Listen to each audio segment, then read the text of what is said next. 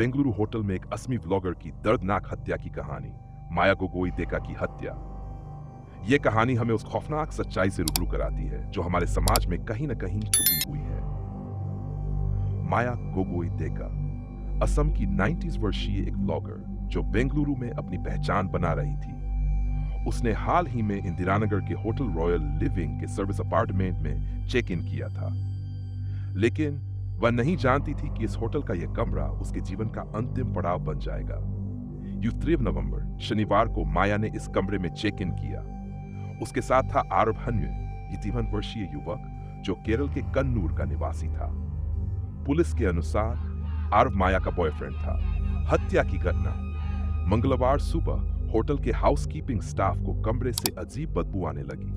उन्होंने मास्टर की से दरवाजा खोला और जो उन्होंने देखा उससे उनके होश उड़ गए। बिस्तर पर माया का शव पड़ा था।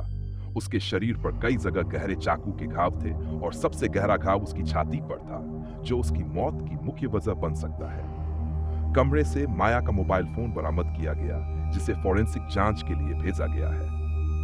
हत्या के बाद 2 दिन तक शव के साथ रहा आरोपी। पुलिस के मुताबिक आरव ने माया की हत्या 1 नवंबर को की थी। हत्या के बाद वह अगले 2 दिन तक शव के साथ उसी कमरे में रहा। मंगलवार सुबह 8:30 बजे वह होटल से बाहर निकला, एक कैब ली और अपना फोन स्विच ऑफ कर दिया। प्रेम कहानी या साजिश? पुलिस की जांच में पता चला है कि आरव ने हत्या के लिए पुरानी चाकू और एक नायलॉन की रस्सी पहले ही तैयार कर रखी थी। ये रस्सी उसने एक क्विक डिलीवरी ऐप से मंगाई थी।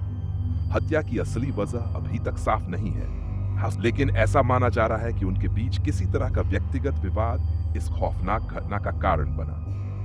माया की जिंदगी के अधूरे सपने। माया एक ऊर्जावान युवती थी जो न केवल ब्लॉगर थी बल्कि बेंगलुरु के जयनगर में एक प्राइवेट फर्म में भी काम कर रही थी। उसकी बहन जो बेंगलुरु में ही रहती है ने बताया कि माया और आरव की दोस्ती को सिर्फ 6 महीने हुए थे। महिलाओं की सुरक्षा पर सवाल। यह घटना बेंगलुरु में महिलाओं की सुरक्षा को लेकर गंभीर सवाल उठाती है। पिछले कुछ महीनों में महिलाओं के खिलाफ अपराध की कई घटनाएं सामने आई हैं। यह कहानी सिर्फ एक दर्दनाक घटना नहीं है, बल्कि एक चेतावनी है।